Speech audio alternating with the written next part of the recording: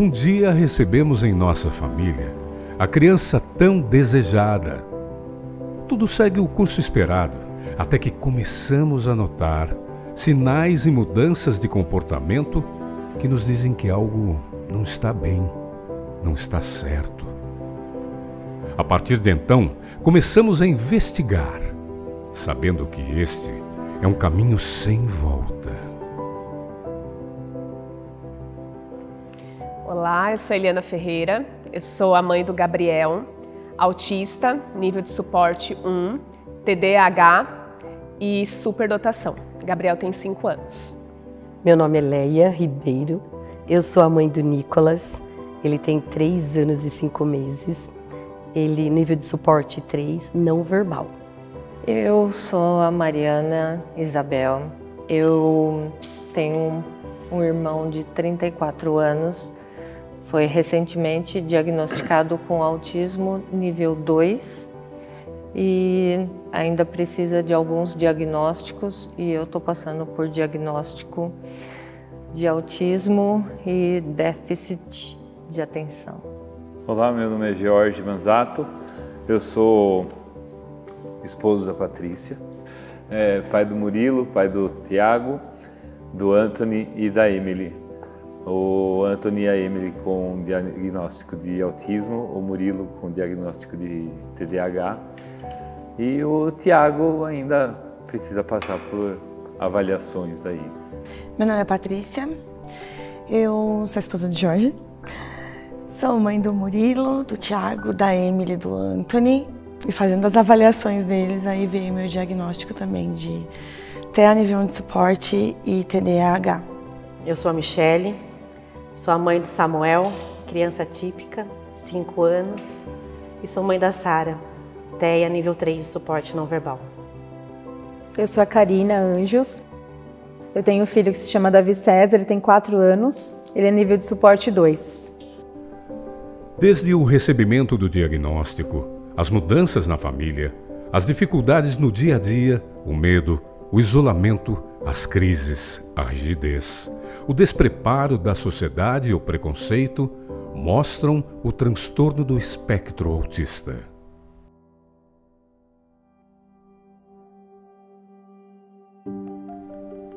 Sinais e diagnóstico. Bom, o Gabriel, ele sempre teve os marcos de desenvolvimento mais avançado para a idade dele.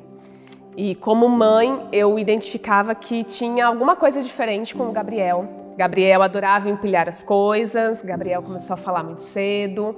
Essa questão de números, de letras, para ele sempre foi muito avançado. Quando o Gabriel completou 2 anos de idade, ele parou de se alimentar. Depois entramos em pandemia, então não tínhamos acesso a nada. E nós ficamos nesse 1 ano com o Gabriel se alimentando só de leite. Então era manhã, tarde e noite só leite. Ele não comia absolutamente mais nada. Ele tinha crises, né, quando a gente vinha com algum prato de comida perto, o cheiro, a textura. E quando começou a melhorar a pandemia, a gente levou numa nutricionista e ela começou a fazer todas as avaliações com ele, da parte nutricional. E foi quando ela chamou uma psicóloga e falou, olha, tem alguma questão de textura, de cheiro, então vamos trabalhar isso também. A psicóloga me chamou e aí começou a perguntar do desenvolvimento do Gabriel, como que ele era. E aí ela comentou que era necessário uma avaliação diagnóstica por ser uma possibilidade de ser autista. Eu lembro que quando ela falou, eu ainda comentei com ela, imagina, o Gabriel é muito avançado, o Gabriel é muito inteligente. E aí foi a primeira pancada, né? Que ela falou, mas quem disse que autista não é inteligente? No meu caso, eu tenho uma formação, né? Há alguns anos atrás eu dei aula há 4 anos na PAI, sou formada em educadora infantil de crianças especiais. Então, para mim, receber o diagnóstico do Nicolas foi bem tranquilo, né? Porque eu percebi as mudanças. Toda criança ela só tem uma reta, ou ela demora para falar, ou ela demora para andar. A criança, quando ela tem uma curva, uma vírgula, é preciso dar uma atenção melhor. Eu percebi com 1 aninho que ele não tinha a visão, você falava com ele, ele não... parecia que ele era surdo. Então, assim, isso me incomodava muito. Eu chamava ele e me incomodava. E aí foi quando eu peguei e falei, não, vou levar na pediatra. A pediatra questionou por ser, não, ele é muito novo. Aí eu peguei e falei, olha, por um direito de uma mãe, né, eu preciso que tenha um encaminhamento para neuro. Meu irmão tem 34 anos, mas quando ele nasceu, em 89, não se falava nada de autismo. Quando eu conheci o Murilo, eu falava para ele, tem alguma coisa aí. Também na parte de aprendizagem, algumas questões que a gente via, né? Ele era um menino muito agitado, muito explosivo. E eu sempre falava para ele, tem coisa aí.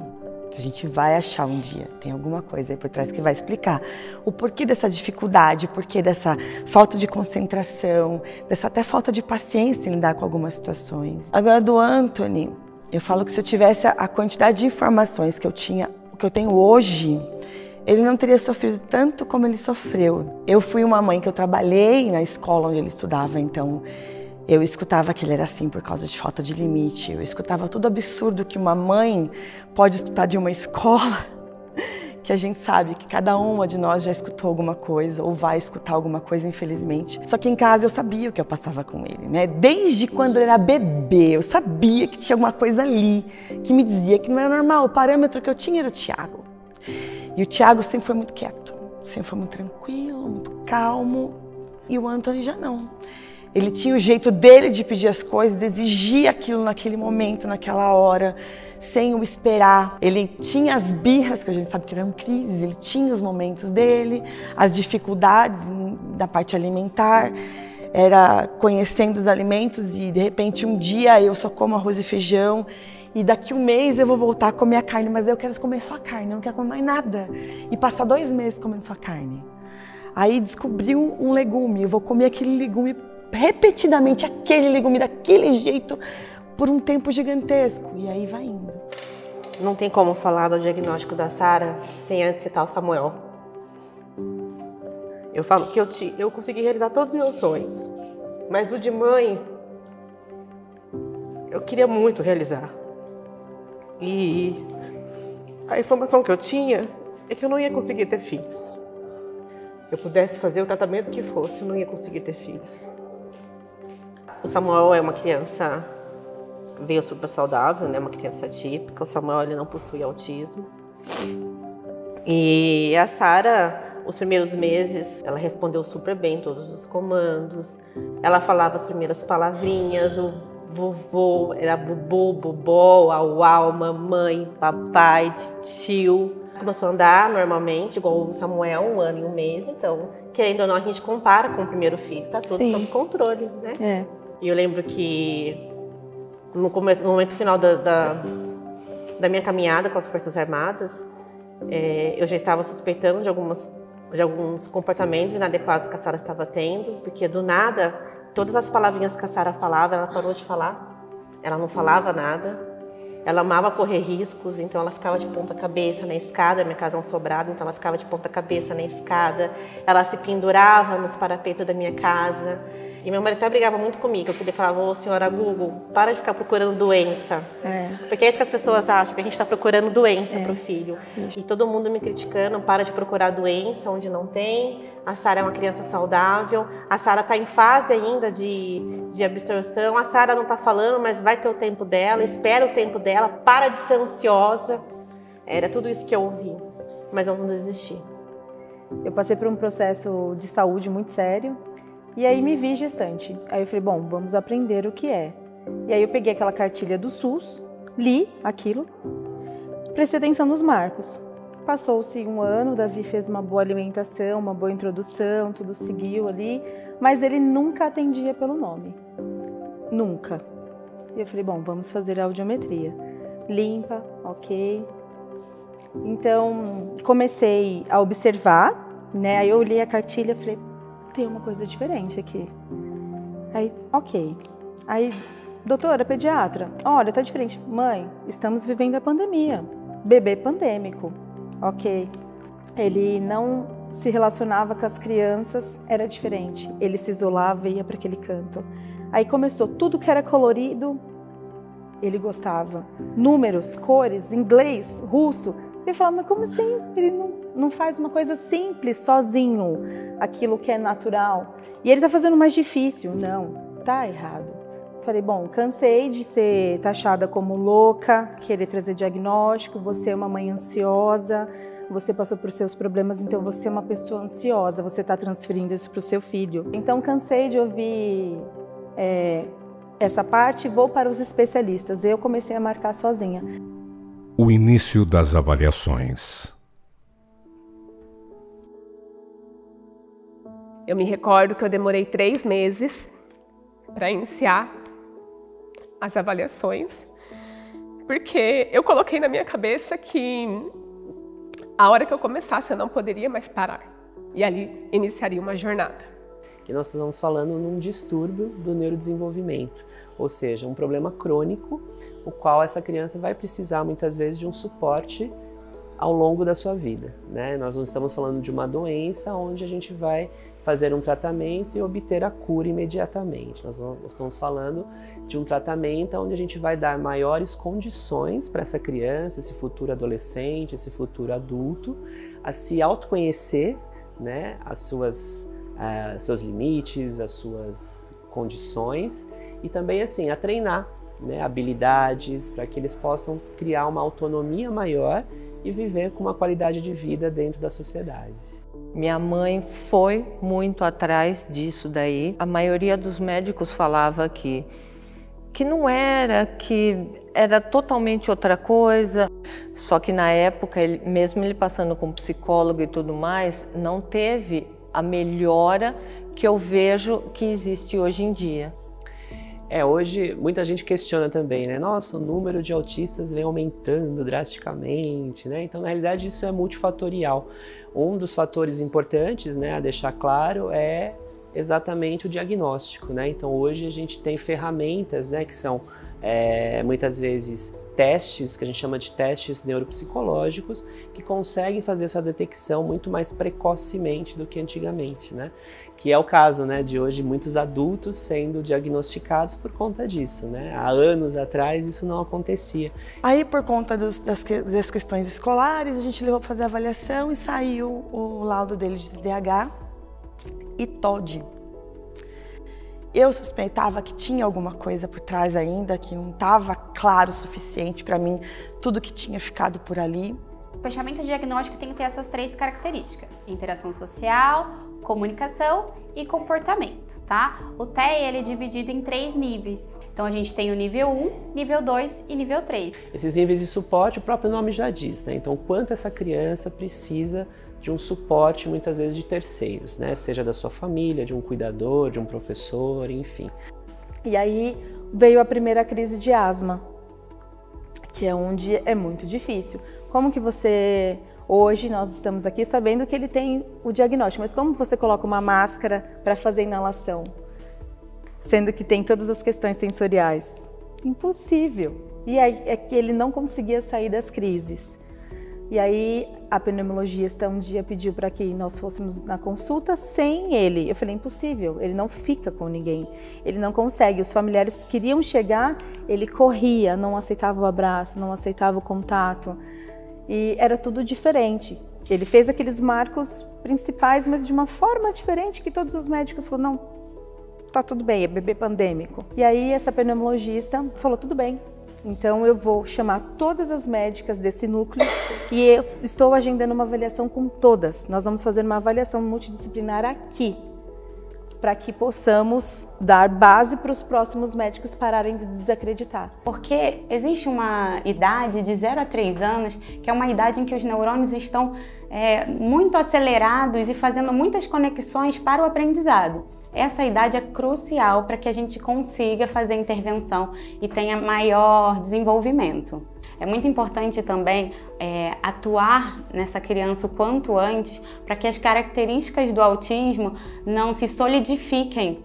E aí a criança também não perca tempo de aproveitar as outras oportunidades para interagir melhor, tanto com as pessoas como com os objetos, de uma maneira mais funcional. O recebimento do diagnóstico. Então, receber esse diagnóstico para mim foi olhar e falar, não tem volta. Daqui para frente, essa diferença tem que ter essa igualdade. Meu irmão tem 34 anos, mas quando ele nasceu, em 89, não se falava nada de autismo. A ajuda da parte do meu pai não tinha, porque hoje eu vejo que meu pai, ele já é falecido, ele realmente era autista. Mas minha mãe completamente se fechou, porque ela não queria que a vizinha, a rua, o mundo soubesse que meu irmão é autista. E agora eu tô atrás, porque eu também sou, né? Quando vieram os laudos, né? Acho que veio como uma resposta. Veio, de uma certa forma, respondendo às dificuldades de cada um.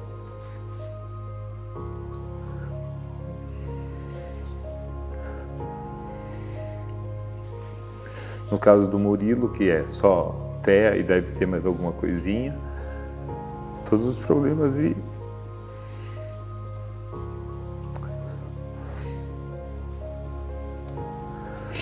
os problemas de infância, de aprendizado e tudo mais. Mas depois do ensino médio ele começou a melhorar, né? Que acho que a fase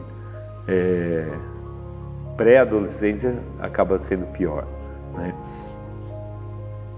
E acho que vieram também respondendo muito o comportamento, seja alimentar, seja as manias, seja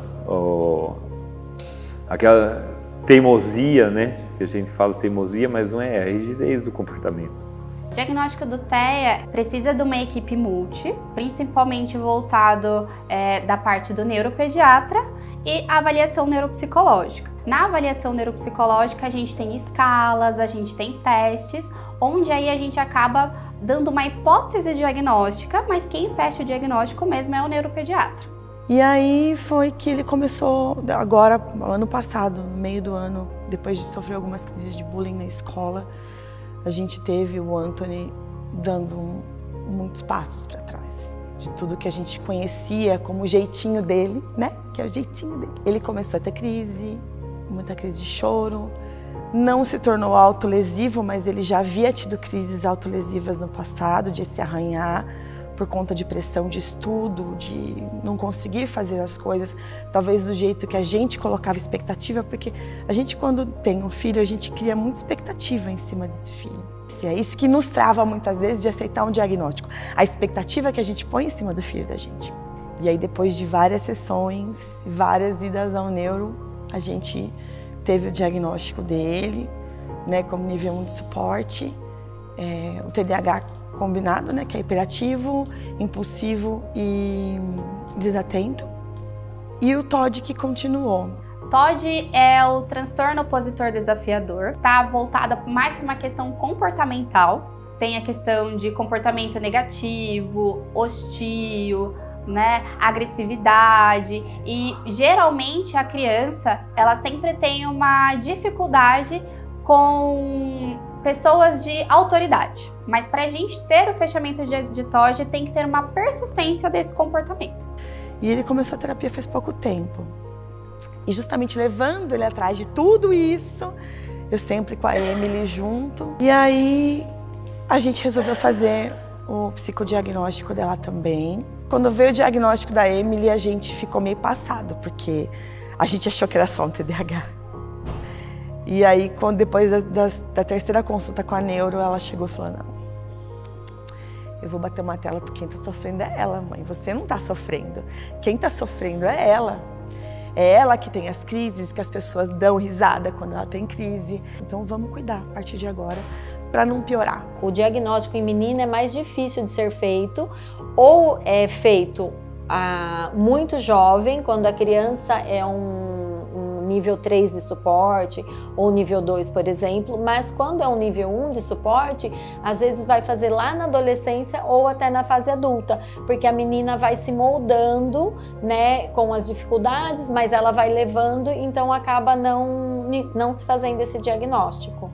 Depois de um tempo, eu fiz o meu e a neuro até chamou a minha mãe para conversar, para entender como é que era a minha dinâmica de quando eu era pequena. E foi libertador. Você entender parte do que acontece, não é só no emocional, é no mental também. Então foi bem libertador. A perturbação que você tem de estar perto de um monte de gente e as pessoas, tipo, tentar olhar seu olhar e você não conseguir olhar direto, muitas vezes incomoda. Porque a gente sabe que as pessoas vão olhar diferente para você. Às vezes eu não consigo olhar para a pessoa enquanto estou conversando. Eu estou caçando mosquinha, como falam. Então eu olho para o canto, olho para outras vezes eu estou conversando com alguém. A tela me chamou a atenção, o painel mostrou que chama a atenção, eu vou ficar olhando, eu continuo entendendo tudo que você está falando e respondendo plenamente, mas eu estou olhando cada detalhe que tem ali, porque aquilo me prendeu. E muita gente acha que eu estou simplesmente ignorando e não estou. Então isso é muito ruim. Mas é bom quando a gente descobre e começa a cuidar. Quando os sinais, né, são mais leves, a criança, o adolescente, eles vão se adaptando às mudanças que vão tendo no comportamento deles nas determinadas fases da vida. E aí esses sinais vão passando desapercebidos. E aí quando chega lá na adolescência ou na fase adulta, em que a criança, o adolescente, né, o adulto, ele tem que ter mais habilidade social, então ele tem que se reportar mais ao outro adolescente. O adulto numa empresa, que trabalha numa empresa, ele tem que estar mais em evidência, assim, a parte social, aquela hora do cafezinho, que vai tomar o cafezinho, tem que conversar. Ele começa a ver que ele tem algumas características que dificultam ele de realizar algumas habilidades. E aí vem o diagnóstico tardio. Muitas vezes, aqui na clínica, a gente percebe pais que começam a perceber a dificuldade dos filhos, trazem os filhos e aí vão lembrar, nossa, na infância eu era assim. E aí acaba fazendo o diagnóstico do pai também, né? E aí muitas vezes ele passou por muitas dificuldades, né? Acabou arrastando aquelas dificuldades e agora na fase adulta que ele percebe que ele também é TEA. Às vezes são pessoas que foram incompreendidas ao longo da vida toda, né? Que sempre tiveram sensações, que sempre se incomodaram com coisas e sempre foram taxadas com termos pejorativos muitas vezes, né? Ah, aquela pessoa é chata, ah, é muita frescura, ah, é metódica, é isso, aquilo.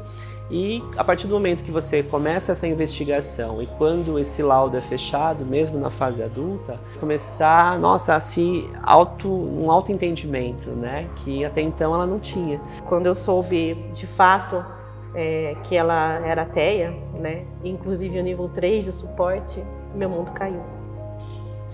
Eu vivi o luto.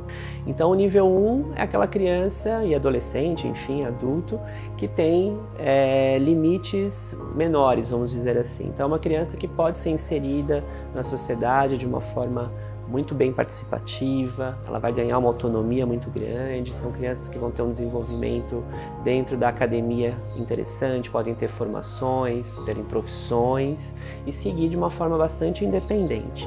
São crianças que normalmente desenvolvem também uma comunicação bastante autônoma, né? E que apresentam desregulagens, muitas vezes sensoriais, né? Algumas dificuldades de autorregulagem e que muitas vezes são incompreendidas por conta disso e acabam sofrendo alguns preconceitos, né? O nível 2 de suporte é aquele nível que está intermediário, né? Ele pode apresentar algumas alterações e dificuldades na comunicação social e precisa aí de um suporte. Muitas vezes alguns vão chegar a ter a fala oral, alguns vão precisar às vezes de uma comunicação alternativa, alguma coisa nesse sentido.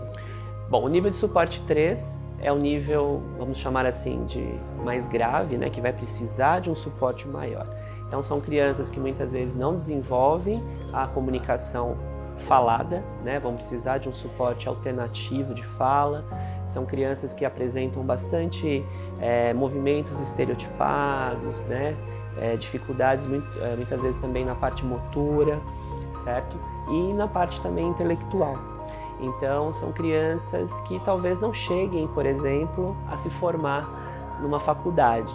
Mas qual que seria o propósito dessas crianças? A gente desenvolver habilidades básicas que que façam com que elas consigam ter uma autonomia dentro da sociedade. Então, por exemplo, atos básicos, né, como se vestir, fazer a sua higiene, né, então às vezes escrever seu nome, né, coisas mais que vão fazer a diferença na vida delas também. Eu recebi como um alívio no primeiro momento porque eu estava sobrecarregada, mas no segundo momento veio o luto, veio a dificuldade. Mas ao chegar o diagnóstico do Nicolas, foi preciso eu colocar um botão no mundo e ser feliz com o Nicolas. Então eu consegui essa resiliência com o meu filho pelo fato que eu vivo a minha vida, eu e o Nicolas. Desafios.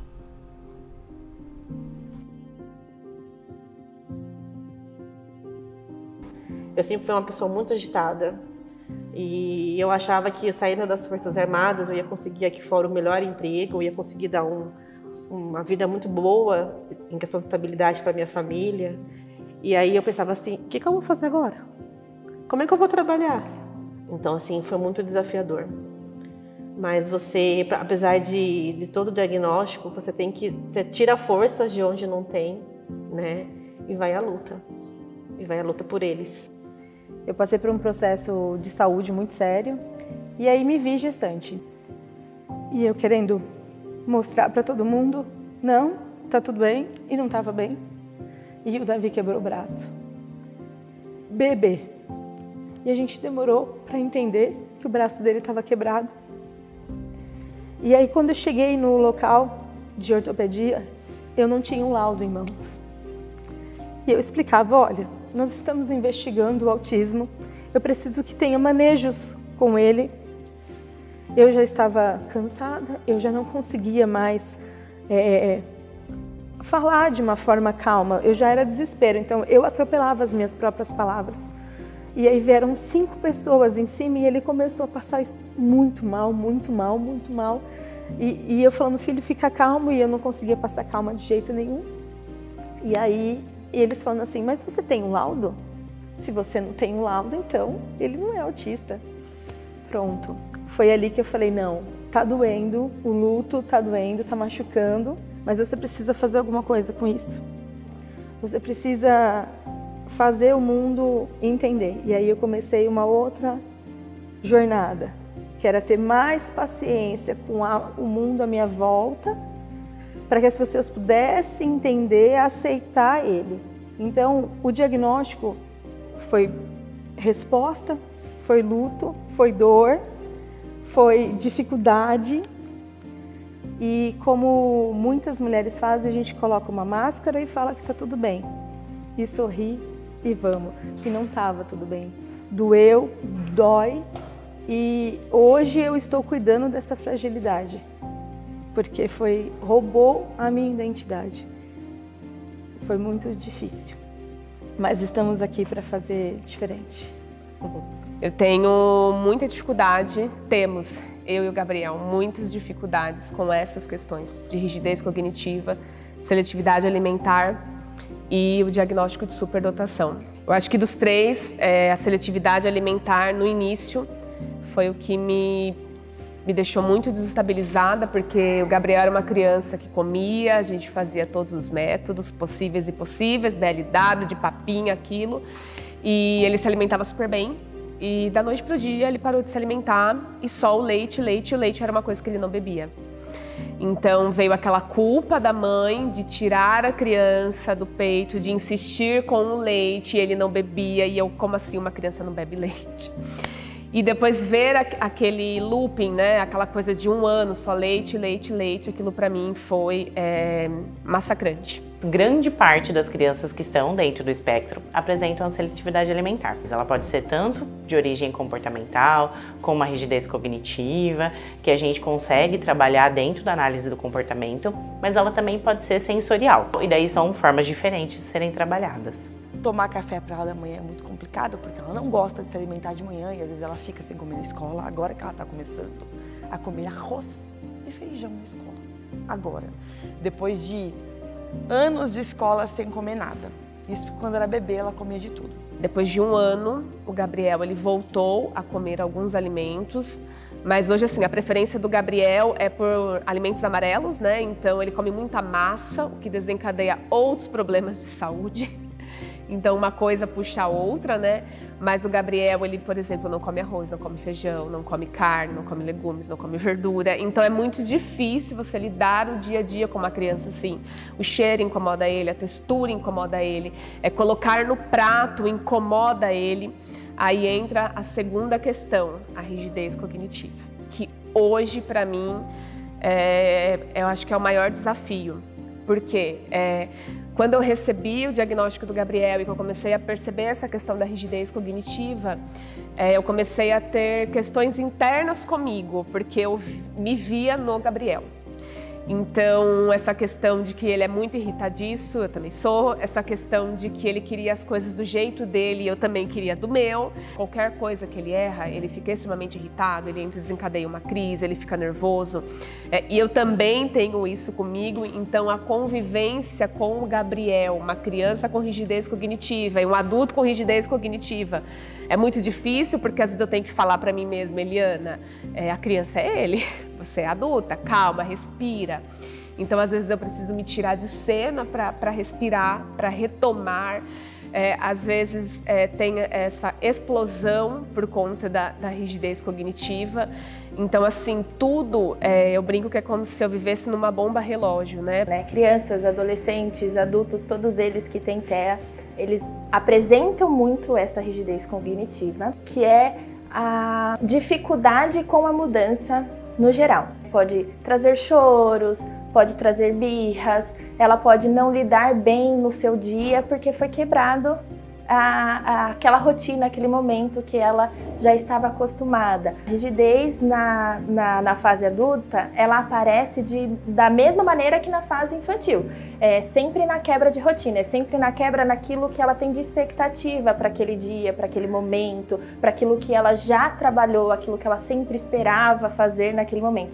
Eu acordo de manhã e eu já sei, por exemplo, que tem o ritual do micro-ondas. Ele vai descer com o travesseiro dele, com o mesmo tipo de fronha, vai colocar no sofá, ele vai pegar o copo, ele tem que pegar o Todd, se o Todd já estiver na vista, desencadeia uma crise, desregula a criança. Imagina, o Gabriel tem 30 quilos, né? O meu micro-ondas fica na parte de cima, então eu tenho que pegar ele no colo todos os dias, ele aperta 40 segundos no micro-ondas e tem que parar exatamente no 1. Se parar no 0, se parar no 2, desregula a criança. Parece tão bobo, mas todos os dias é esse mesmo ritual. E tem dias que pra mim isso é a morte, que eu falo assim, eu não quero. Eu falo assim, Gabriel, não tem problema botar no 41, não tem problema parar no 0, filho. Mas como a gente tem toda essa dinâmica da manhã, por quê? Porque a gente tem horário para terapia, a gente tem horário para escola, eu tenho horário de ir para o trabalho. Então eu fico nessa ansiedade, eu falo que a família acaba vivendo esse estado de ansiedade, porque tudo tem que estar correto, porque senão ele desregula. E aí vem os terapeutas, a gente precisa começar a trabalhar isso, mas para trabalhar isso requer que eu faça algo diferente, que eu sei que ele vai desregular e eu preciso segurar. E eu penso, como que eu vou fazer isso em 30 minutos de manhã, que é o que eu tenho para cuidar da criança e ir para uma terapia. O Nicolas está com 3 anos e 5 meses agora, então eu fui conscientizar a família depois. Eu fiz tudo de acordo com o que eu sentia. Eu deixei a minha profissão de fotografia para cuidar dele. Eu não quis a opinião de ninguém. Eu escutei o meu coração e fui. Porque eu falei assim, eu preciso fazer essa história, eu preciso escrever essa história. Meu irmão é adulto, mas ele desenvolveu um senso de medo assim absurdo. Ele não fica mais sozinho em casa de jeito nenhum. Mas não fica mesmo, nem que eu e minha mãe vá no mercado no bairro. Ele vai trabalhar de manhã, ele entra às 6 horas da manhã, ele chega no serviço, ele liga para minha mãe. Se ele não sentou no lugar dele no ônibus, dá zica, azedou o dia dele inteirinho. Só que ele está enfrentando tudo isso porque ele chega no serviço e ele não quer ficar. Graças a Deus eu estou conversando, ele está se permitindo que eu converse com ele para falar que tenta mais um pouco, você precisa superar isso daí. Ele fala, mana, ele nunca me chamou de mana. Então, mana, eu preciso do empurrãozinho, eu preciso de uma palavra. Porque quando você fala comigo, daí eu consigo, daí eu fico. E ele começou, vez ou outra, ele me liga na hora do almoço só para escutar uma palavra de incentivo. Como cada autista é único, então é complicado falar sobre as crises, assim, sendo uma coisa resumida, isso acabou, não dá. Cada um tem o seu momento, cada um tem o seu jeito, né? O Anthony, por exemplo, a rotina dele é, eu vou acordar, eu vou tomar banho, se eu não tomar banho eu vou morrer. Eu vou me trocar, aí eu vou tomar café da manhã, depois eu ponho o tênis, pego a mochila e vou para a escola. Então ele já sabe, ele tem a rotina dele já estabelecida e ele já tem aquilo na cabeça. Ele é bem mais maleável em relação a Emily, em relação à rigidez, nesse ponto das rotinas dele. A rigidez dele é mais severa são em outros aspectos, mas da questão da rotina é muito mais tranquilo. A Emily, eu tenho que ter jeito para acordar. Porque assim, é uma criança dormindo que depois de 2 minutos ela vira uma onça, que ela só falta te unhar inteira e gritar e tudo mais. Se a cachorra que ela ama for lamber a cara dela, já desregulou a criatura e ela já levanta nos cascos. Então assim, ela tem a rotina dela, eu acordo ela, eu ajudo ela a se trocar, ela não admite ninguém passando na porta do quarto, ela tem 9 anos, ninguém pode ver ela se trocando. Com muita luta, eu consigo ver. O Nicolas, ele começou a babucear muito pouco pela idade, né? Então eu percebi que tinha algo diferente, né? Que foi o visual e também o verbal. E aí depois de um tempo ele não falava mais, né? Então aí foi onde eu adaptei a minha casa para que ele pudesse se comunicar. O Nicolas, hoje ele se comunica super bem. Tudo que ele faz, todo mundo entende. Ele só não fala. Na linguagem verbal, a criança faz o uso de uma comunicação praticamente que fluente, né? E na não verbal, a criança geralmente utiliza balbucios, vocalizações, mas ela ainda não tem uma linguagem pré-estabelecida. Aí a gente acaba entrando com uma comunicação alternativa para poder ajudar. Ele fala poucas palavras, depois de 3 anos ele falou mamãe. Então para mim foi algo assim extraordinário e eu estava brincando com ele e eu estava filmando, então quando saiu a mamãe ele deu um grito, né? Então assim, é algo assim que você termina até assustando a criança, mas é algo assim que eu nunca me limitei para ajudar ele. Então, a escovação dos dentes, eu comprei um dinossauro e dava uma escova para ele e uma escova. O armário, eu coloquei um local, tudo para ele. Então, ele consegue abrir e ver o que ele quer. A geladeira, hoje, ele pega o leite dele, carrega. Ele sai um pouquinho do leite, mas ele tem o suco. Então, hoje, a casa é toda adaptada para ele. Tinha muita dificuldade com ele também em parquinho. Então, eu adaptei a minha garagem, eu não utilizo a minha garagem, faço a socialização com as crianças na minha casa. Então isso é muito importante para ele. E aí nós entramos num outro estágio, que é o estágio de uma criança autista, com TDAH e com a superdotação. Então as pessoas olham para mim e falam: ah, mas ele não parece autista. Ah, mas é levinho. Ah, mas ele é tão inteligente. Nossa, mas ele já fala inglês, já fala espanhol, já fala Libras, porque eu sou intérprete de Libras e minha criança fala em Libras. Ele sabe contar até 1000, até mais do que isso. Ele já consegue identificar coisas de relógio, leitura. Então, assim, para as pessoas só enxergam a parte da superdotação. E isso invalida todo o processo e tudo aquilo que a gente passa com uma criança autista. A exaustão, isso. A superdotação, ela está associada a uma habilidade acima da média daquela criança tem as outras pessoas. Ela tem, querendo ou não, uma avaliação que tem que ser feita. A gente avalia vários critérios. Tem o teste de QI, tem o teste de habilidades escolares também que a gente faz, tem avaliação tanto de comportamento e de social.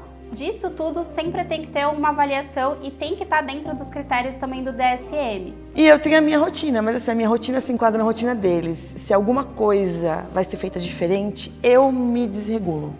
E aí eu me atrapalho tudo e acabo perdendo horário de algumas coisas. Porque eu ainda tô com a rotina na cabeça.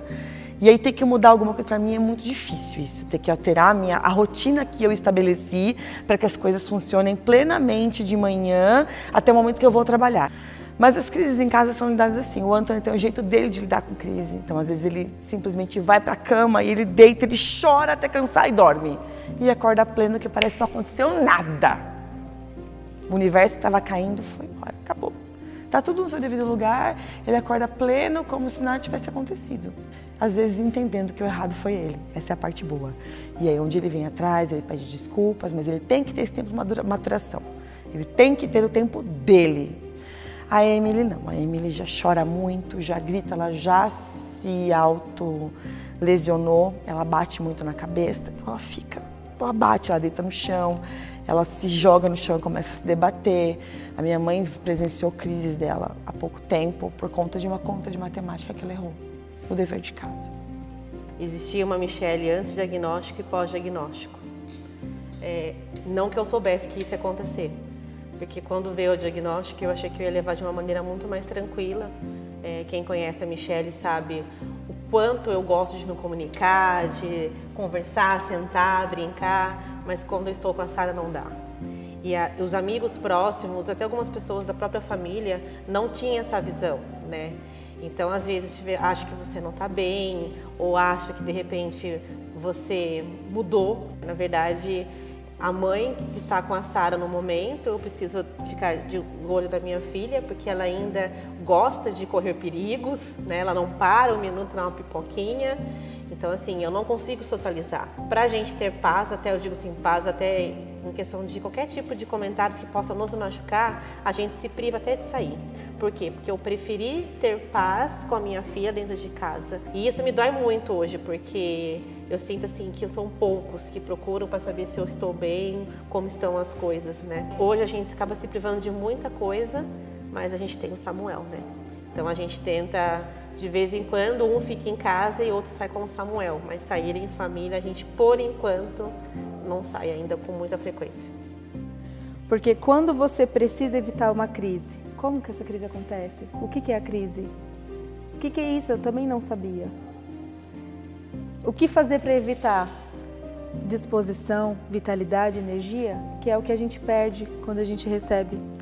Né? O Davi César, ele não dormia. Quem aguenta? Que organismo aguenta ficar 3, 4 anos sem dormir? Ele precisou entender que ele precisava desligar. Então ele foi treinado para isso. Essa habilidade natural não veio. Então aqui é possível evitar as crises para as famílias que aceitam e se dispõem a estudar, entender, compreender. Então a palavra é aceitação. Então uma vez que a gente aceita, esse amor vem e você estuda, você aprende, você entende o que é previsibilidade.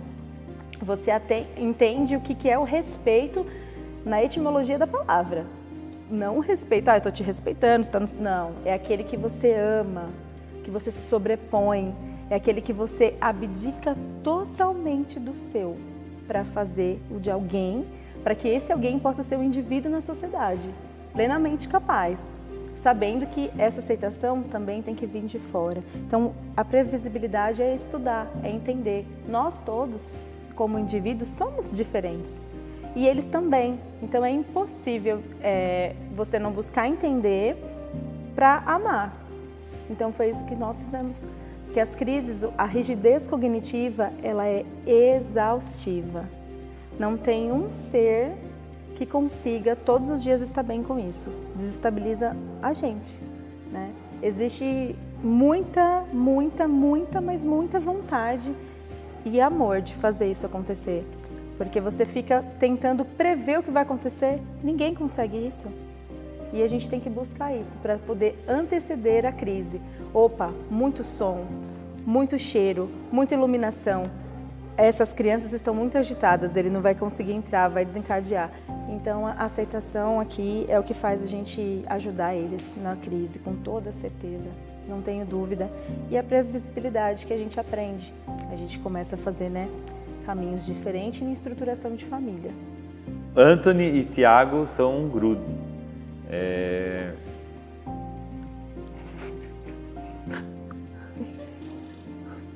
Quando assim, tudo que o Tiago faz de diferente fica para o Tiago, mas tudo que o Anthony faz de diferente ele tem que socializar.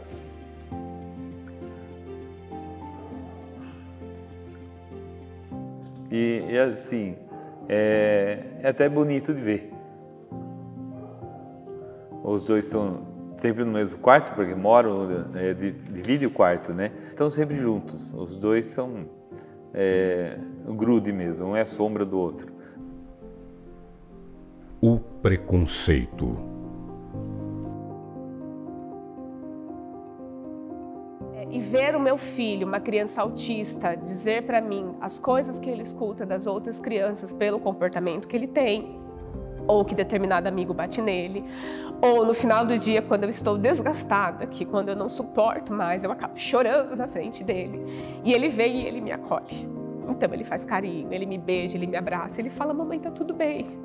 Então assim, é muito difícil e ao mesmo tempo eu penso como vai ser, essa criança vai crescer e como vai ser futuramente, quem vai estar do lado dele, sabe? Porque é muito difícil. Mas eu sei que isso é pra vida, né? Os nossos filhos são pra vida. Então a sociedade também precisa entender que os nossos filhos são assim e que eles precisam aceitar, respeitar e ter essa empatia. Há preconceito em todos os locais, na escola, no convênio, na saúde, esporte, lazer.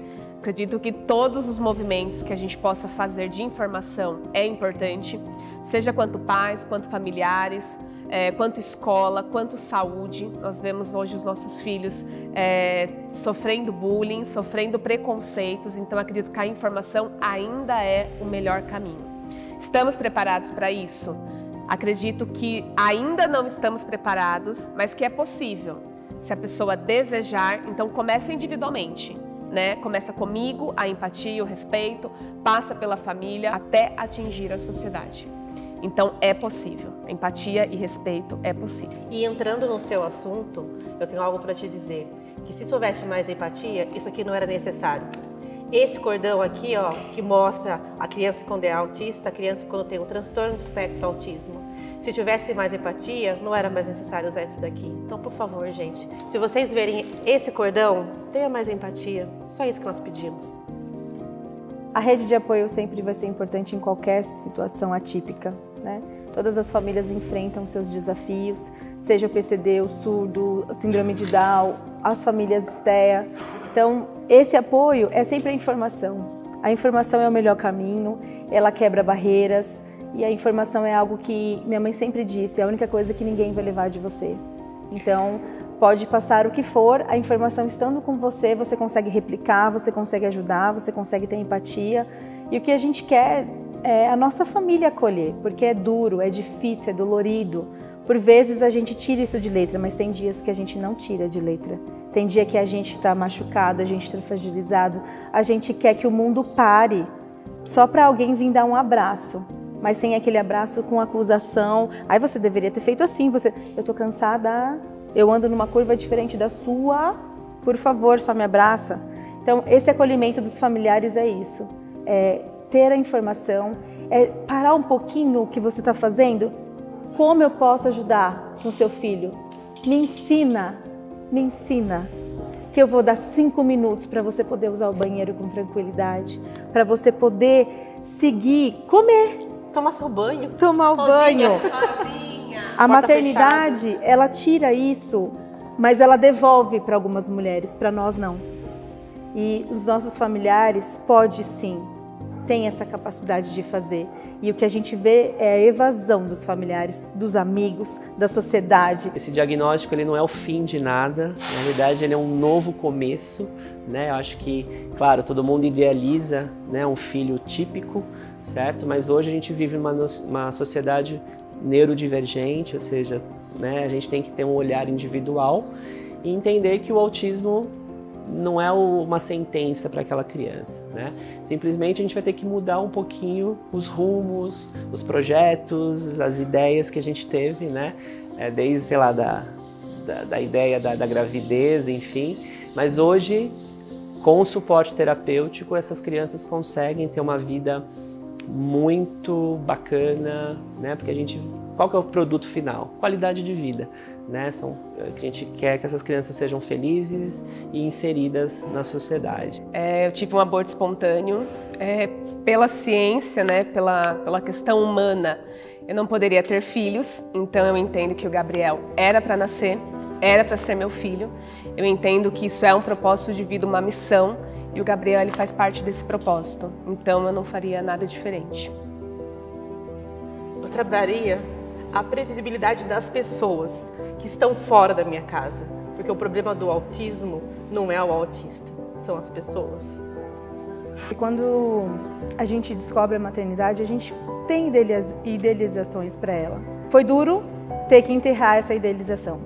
Então eu gostaria sim de voltar, preparar a família, preparar o meu esposo para receber e aceitar as coisas como elas são. Eu amo demais meu filho. Faria tudo de novo, enfrentaria tudo de novo por ele e vou fazer muito mais. Mas o meu entorno não estava preparado para isso. Talvez eu buscasse mais informação depois que eu recebi o primeiro diagnóstico, mas eu não mudaria nada. O Nicolas é o meu milagre e desde quando ele estava aqui no meu ventre, eu sempre falei para ele que eu nunca seria uma arquibancada para ele, e sim um estádio inteiro. Então, por toda a vida, eu darei o meu melhor sempre por mim e por ele, sem dúvida. Pudéssemos fazer uma avaliação, ter feito a avaliação antecipada, de repente o tratamento, os acompanhamentos e tudo mais, teria uma eficiência, um alcance mais rápido, né? Eu trataria diferente, de forma mais empática, com certeza, meu pai, que já faleceu. Eu trataria melhor minha mãe, coisa que eu tô tentando fazer agora, e melhoraria com certeza a forma que eu trato meu irmão, que eu também tô fazendo agora.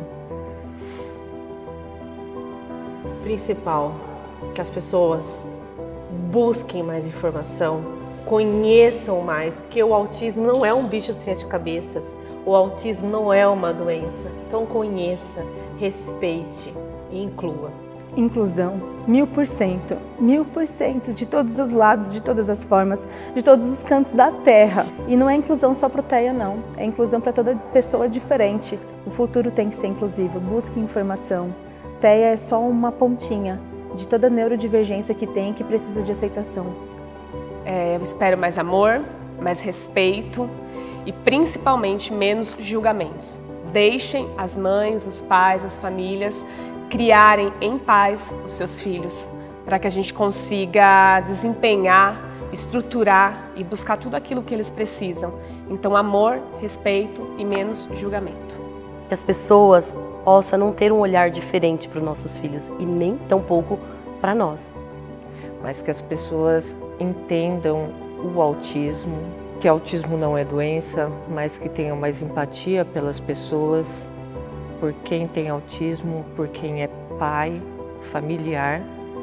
O que eu espero das pessoas, né, seria a empatia a qualquer diferença daquilo que chamo de normal. Só empatia. Empatia. E que as pessoas possam olhar pra gente, não às vezes com um olhar de pena, nem com um olhar de nossa, essa mãe é guerreira. Não romantiza o autismo. É uma batalha por dia que a gente faz. E a gente não é guerreiro por isso. A gente se esforça todo dia para tentar ser igual a todo mundo. Então, essa palavra, esse termo, né? Fulano é guerreiro, às vezes incomoda, porque a gente está tentando ser igual a todo mundo do nosso jeito. Todos os desafios, todas as lutas e conquistas, tudo só faz com que aumente ainda mais o nosso amor por você. TEA, te amo.